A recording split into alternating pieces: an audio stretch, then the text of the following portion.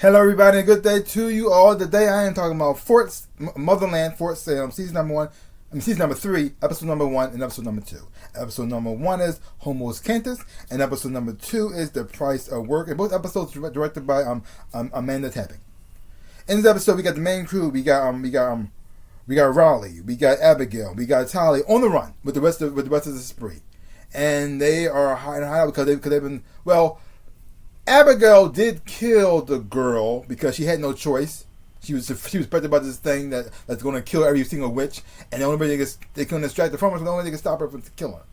But the only reason why they killed her in the first place because her father set her up so she can die, so he can blame the witches for it and go after them and make a witch trial. Because he didn't like the witches' power and the power that they have, and so he made them the enemy, and now they want to kill him. And the messed up part, you got this Calavera who wants to kill the witches for reasons. But the thing is, though, everybody is really explained why they hate the witches so much.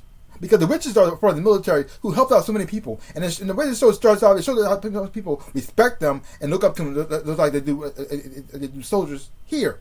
And so, seeing this group of people who are hating them is because they have power? Is it because most of them are women? Like what is it about these people who they hate them so much that they fear them so much that they feel as though they had to destroy them? And everybody can quite say, did something happen with witches and caused some casualties and people die in the process? I think they did explain this, though. I think they did explain this all previously. No, they did explain how the spree started. Not the Calavera. It just seemed to always been there. Oh, well. Either way, we got our main crew on the run. And you got Abigail and the rest of them still not hiding their faces. Knowing that you got this guy here, this sweet guy here who actually are trying to help them, who's trying to help them, who's trying to make them their life better, give them something to do while they're on the run and keep them safe. But the thing is, though, they're not hiding their faces, which makes things harder for him. It puts him in danger as well too, because their faces are being plastered all over TV. And you think that they would try to hide their faces. Because at first, when the first episode just came on, I thought they were hiding their faces, but only we can see them. Like that type of thing. Like we look in the mirror, there's somebody else, but they actually, they said no, we're not doing that. I just what? I mean, you even have Raleigh, her girlfriend Celia hides her face. She had her face for y'all all pretty time. You know what she look like. And oh well, what can you do there? We also have what's going on here with the president. Even though she's kind of being played by the vice president, she's not the enemy of the witches. She wants to help them, but at the same time she wants to do things her way. It's very interesting because she's one of her friends is a witch. Their friend, and they didn't show the discussion that they had, but you can tell it was cordial between them, and it caused her to pretty much make her decision on what she planning on doing, the investigation she wants to go into. So you got the Calavera out there still doing their thing. You got the main girls out there trying to find a way to get back and prove that they're innocent at the same time.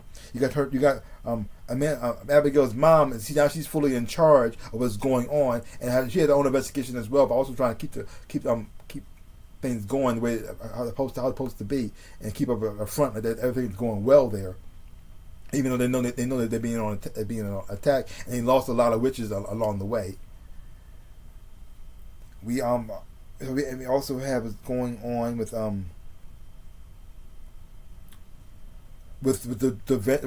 vice president's daughter. They managed to bring her back, but at the same time, she's not fully back, so they let her go. It was very, very sad, very tragic. So that you know that she might be coming back later on, and she might be fully cured because they thought they had her, but things went sideways with that situation. So let's see where that goes. So a lot of things getting set up for things to come. But this is the last season. So this is how everything's going to come to an end. The war between the Calavera and the witches are finally going to butt to a head. Who's going to come out on top on this? Most likely the witches, most likely. But let's see how it's going to set them over. Or they could change things completely altogether. All the witches might die. Who knows? But we had one of the witches come back from the dead here. I can't think of her name right now, but Sarah Alder, she's back, She was born through the fungus situation, but she didn't play. She didn't play a big role in this episode, in 2 episodes here. So, what her plan is, what her agenda is, what she's trying to do, is she going to try to go be back in charge again? Is she going to? Does she have a whole another agenda that she has planning on doing? I don't know. They only showed her at one time, so we'll see what happens there. Because the Calavera has found another way to people attack the witches now by attacking that fungus situation, and since she's like sort of like part of it, which she sense that I thought because they were attacking her, she might show up and stop them. Because that you connected to her, because you also have Raleigh, who's also connected to it as well, because they pretty much enter her up and is like a part of her as well too. So, and she also being like taken in by the fungus to help heal her to what's going on. So, yeah. She's one of the most powerful of the witches of the 3. You also have Tally learning how to control her sight here, getting more powerful as well. So I'm looking for to see how they're going to play out, how things are going to get better as well. And we also got things going on with Abigail and Adele, and they put like the sky and land, and so their powers combined can make something even more powerful. So things are starting set up here, and then that things are about to go down in a huge way. But for now, it's just mostly like. The story is still in its early stages, so it's hard to tell like where is it going to go, what's actually happening right now. But I'm enjoying what I'm enjoying right now. The only part I didn't really like so far was the fact that they didn't want to hide their faces, which I thought was pretty stupid. Yeah. Other than that, I'm fully on board. The acting on the show is actually done quite well. The special effects I really enjoy that as well too. So especially for a TV show like this, that's all. The special effects are done quite well, especially the effect when showing the magic and stuff. I thought it was done quite nicely. So. Leave your comments down below. Let me know what you thought of this episode of Motherland for Salem, these 2 episodes here. If you haven't watched it, check it out for yourself. Hopefully you watch it, you will enjoy having watching it too. So give my channel a like, hit the thumbs up, and subscribe to my channel and share. I really do appreciate it. Also, links down below. Connect to my social media. You want to follow me there. Thank you. Also to my stores where I sell things. You buy some stuff from my stores. And you do. Thank you again. So like I always say, in my dreams of a life, I am the Ninja Rabbit. Peace out, people.